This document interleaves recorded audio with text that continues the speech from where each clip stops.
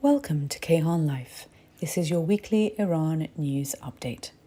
A United Nations expert on human rights in Iran called for an inquiry into allegations that Iran's incoming president, Ebrahim Raisi, played a role in the mass execution of political prisoners in 1988 inside the country. Javed Rehman said his office had gathered evidence relating to the allegations, adding that he would be willing to share his findings with any UN body committed to launching an impartial investigation. Mr. Raisi oversaw the judicial system in 1988 as Iran's public prosecutor.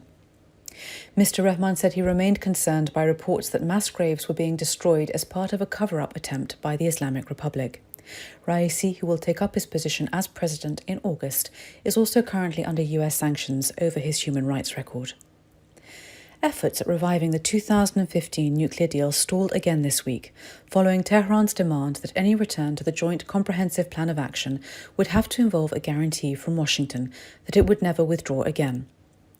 Former US President Donald Trump withdrew from the JCPOA in 2018 and imposed crippling sanctions on Iran, which Tehran is also hoping the Biden administration will now lift before the deal is finalized. Ongoing setbacks now mean the negotiations in Vienna will be unlikely to restart before next week, when the parties to the deal will be engaged in what has been described as the final stage of the discussions. And Iran's supreme leader, Ayatollah Ali Khamenei, appointed hardline cleric Gholam Hossein Mohseni Ejei as the country's next judiciary chief. Ejei, a long-serving judicial official, has been sanctioned by the US and the EU for serious human rights violations. The sanctions were in connection with Ejei's involvement in a brutal police crackdown on protesters in 2010, in which demonstrators were beaten, tortured and shot. The imposition of US sanctions on Raisi and Ejei is a first for Iran, which sees the president of Iran and its judiciary head blacklisted together by the US for roles in enabling grave human rights violations.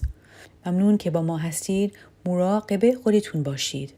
Thank you for listening and stay safe.